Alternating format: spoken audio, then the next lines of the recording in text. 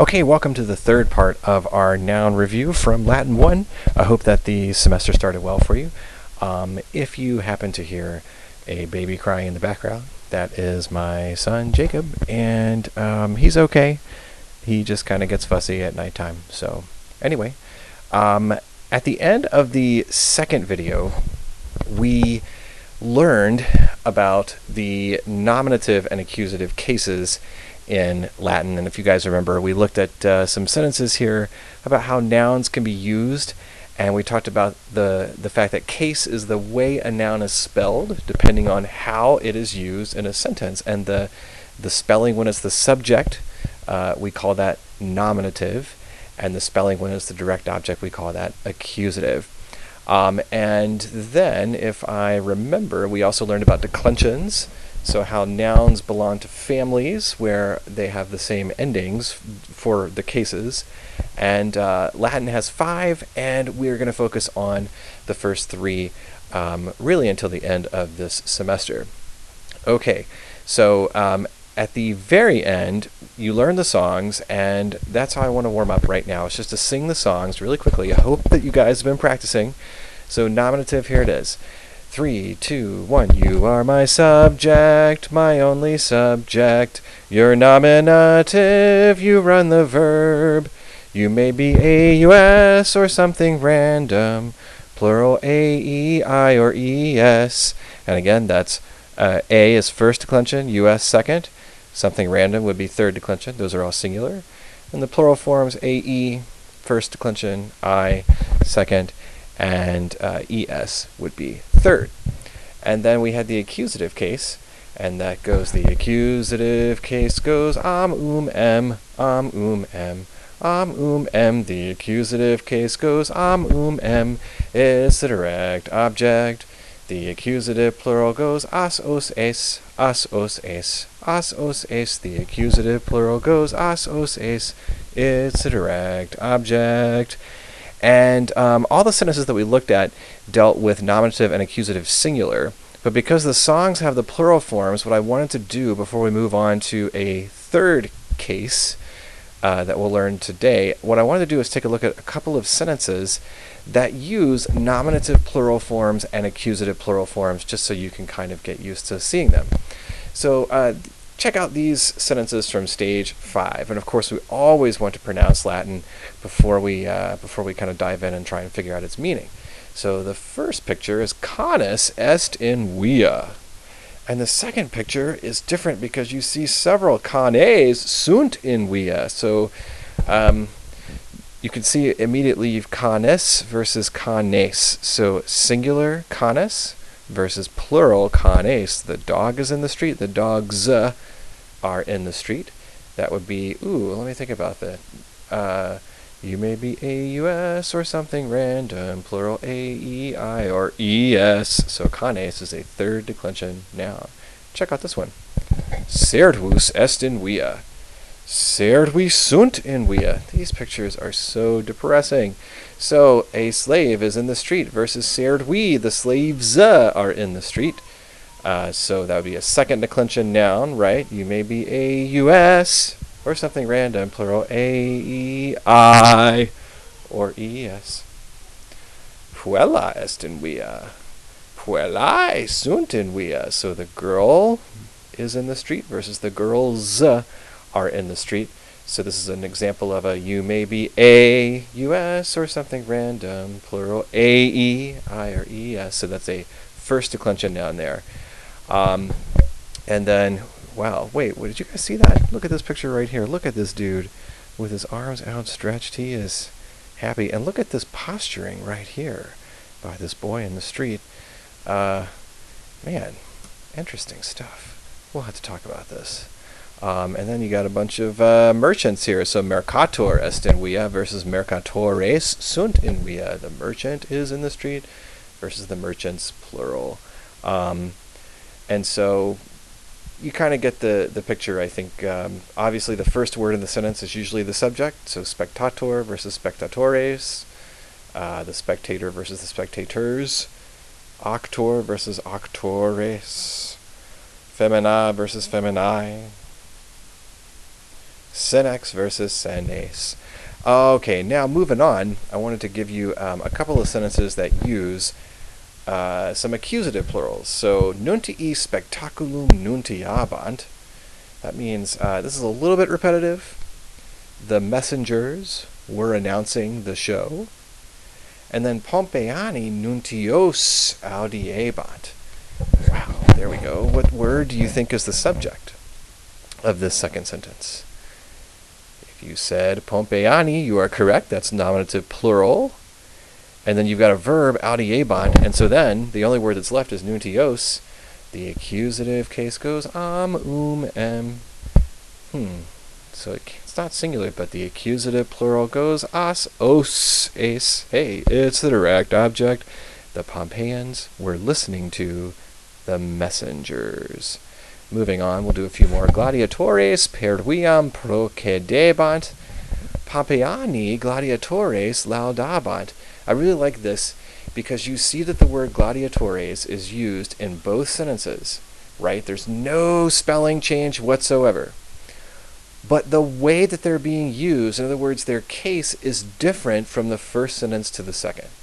In the first, gladiatores perviam procedebant, the gladiators were proceeding through the street. You've got subject, prepositional phrase here, and then, of course, your verb.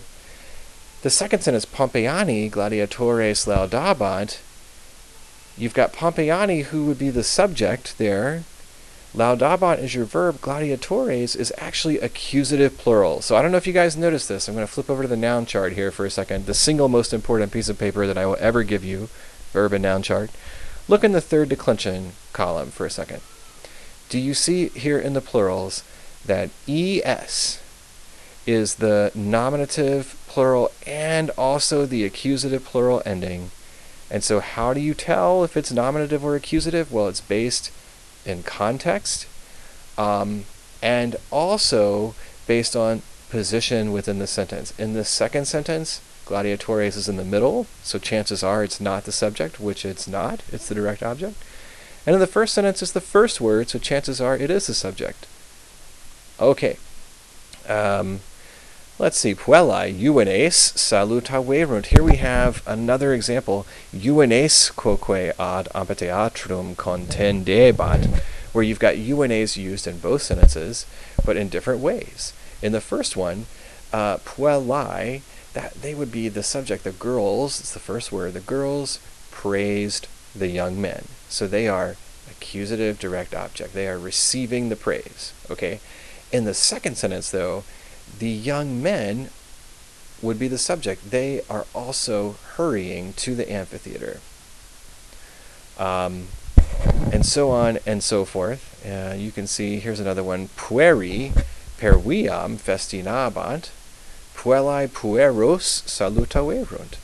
So the boys were hurrying through the street. The girls greeted the boys. Pueros there. Second declension, accusative, plural. And so just moving on, I think that you guys get the gist here. Here's another one, just like earlier, where gladiatores is used twice, but again in different ways. You can tell in the first part of the sentence, it's sort of in the middle there, so it's going to be the direct object. The Pompeians were intently watching the gladiators. And the second part of the sentence, because gladiatores in area pugnabat, the gladiators are the subject there, because the gladiators were fighting in the arena. Okay, so there you have it. Now, moving on. Let's take a look at some slightly more complicated sentences, and these pictures are everybody's favorite in the Red Book, because they got naked people in them. And just, yeah, okay. So we're going to look at the sentences first, then look at the official grammar notes, learn a new song, and we'll fill in our noun chart. So here we go. Quintus ad thermas venit. Well, what does that mean? It means Quintus came to the baths, and oh my gosh, look at this. Look at the background here. Ooh, scandalous. Quintus servo pecuniam dated. Okay, now here we have Quintus, we know what to do with. That's going to be our subject, right? Look at the noun chart. Where do you see US? Bam, nominative case, and nominative is used as the subject of the sentence. And then we've got serwo. Now we know that that comes from servus, meaning slave, but you've never seen this O ending, so you probably don't know what to do with this. So we're just going to not worry about how that word fits into the context of the sentence yet. Let's figure out what we do know. Pecuniam ends in an AM. The accusative case goes em. It's the direct object. So we know our subject. Oops, let me simplify this a little bit. We know that our subject is quintus, our direct object is pecuniam, and the last word of the sentence is almost always the verb. It's dated here, which means gave. So Quintus gave money. That is the gist of the sentence. Now, what's this word servo doing? Well, what does it look like in the picture? Here's Quintus holding a coin. Here's the slave. Could we translate the sentence as Quintus gave the slave money? The answer is yes. Could we also translate that as Quintus gave money to the slave? The answer is also yes. Whoa. Okay.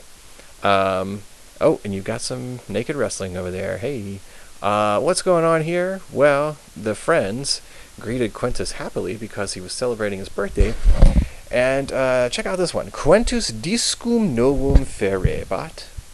Quintus amicis discum ostendit. First sentence. We've got Quintus. We know he's nominative. Discum. The accusative case goes em. It's a direct object. Novum is an adjective describing discum. And ferebat is our verb.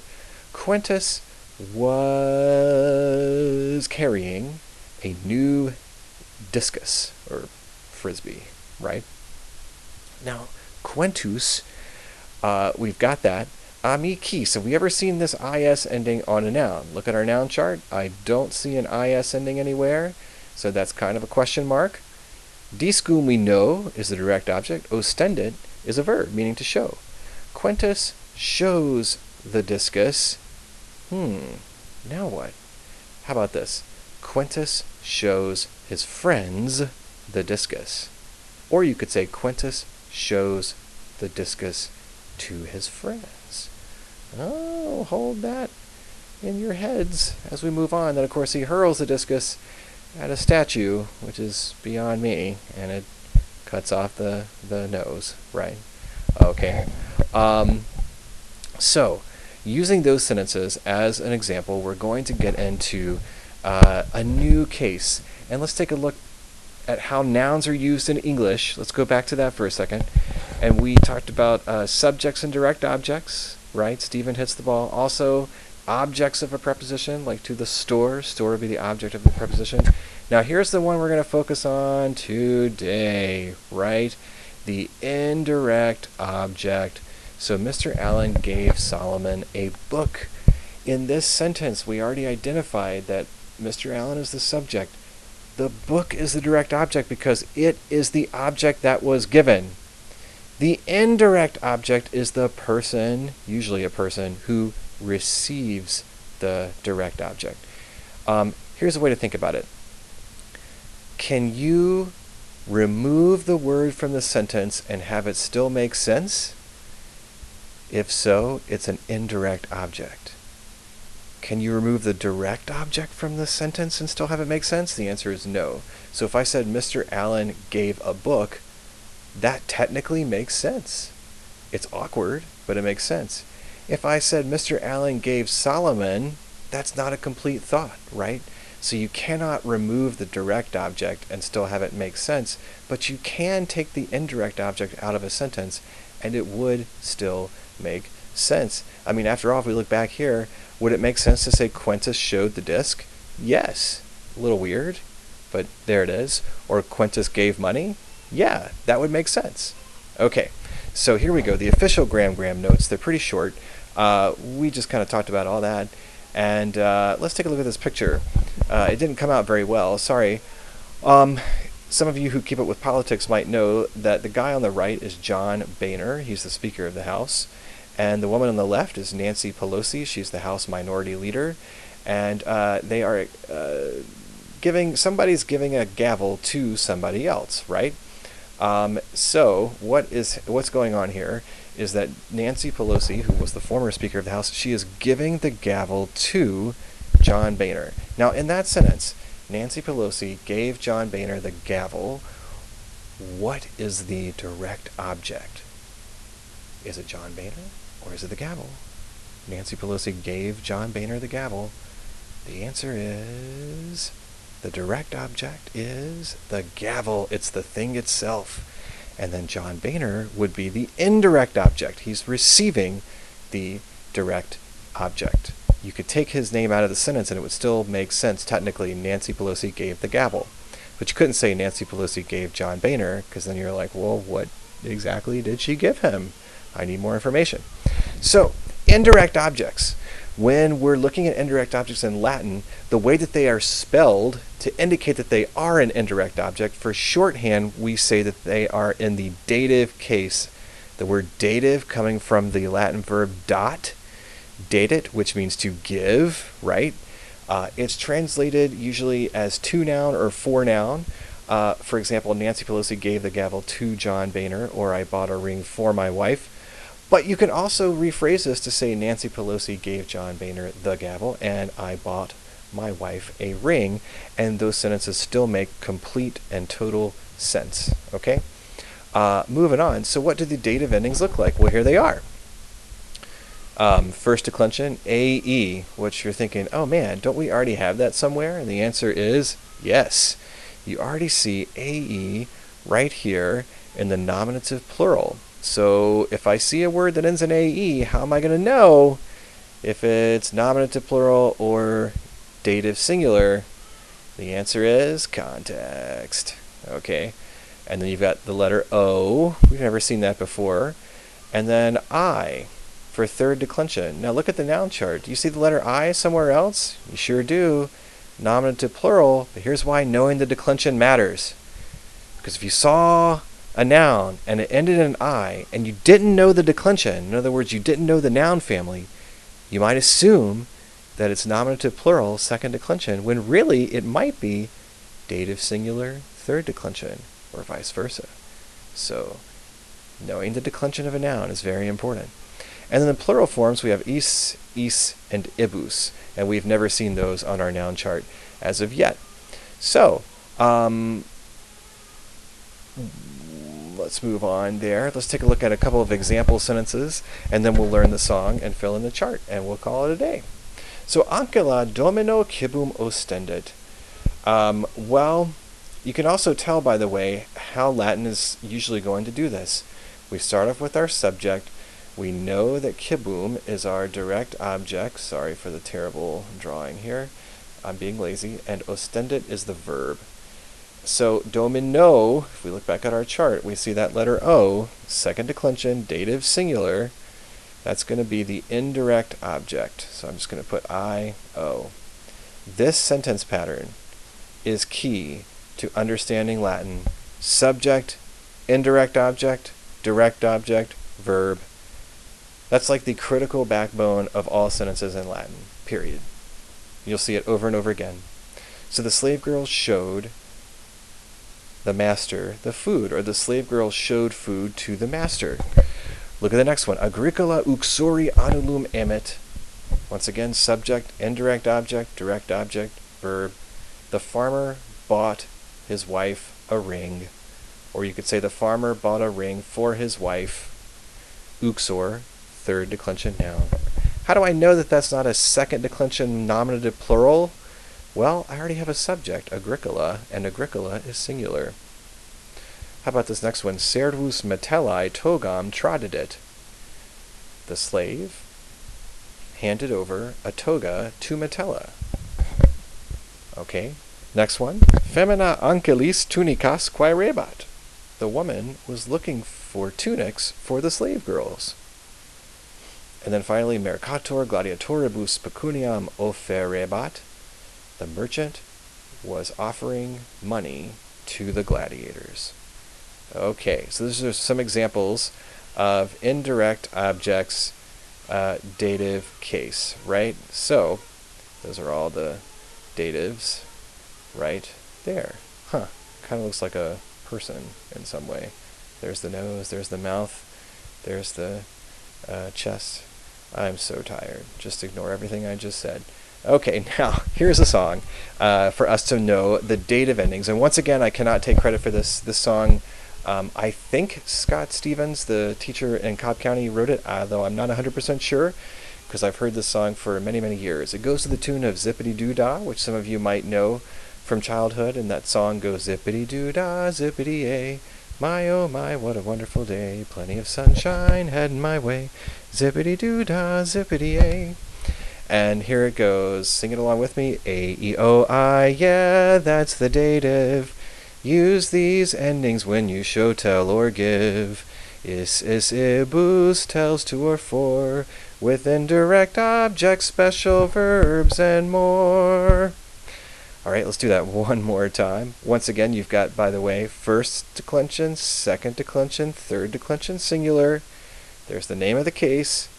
Use these endings when you show, tell, or give. Because think about it. When you're showing, telling, or giving, you're usually giving something, i.e. direct object, to somebody else, i.e. indirect object. And then you've got your plurals. First declension, second declension, third declension, plural. Is, boost, tells to or for, because that's an easy way to translate it from Latin into English. With indirect objects, special verbs, and more. You might be thinking, what's a special verb? We'll talk about that in part 4 of the noun review. So here we go. Dative case. 1, 2, 3. A-E-O-I. Yeah, that's the dative. Use these endings when you show, tell, or give. Is, boost, tells to or for.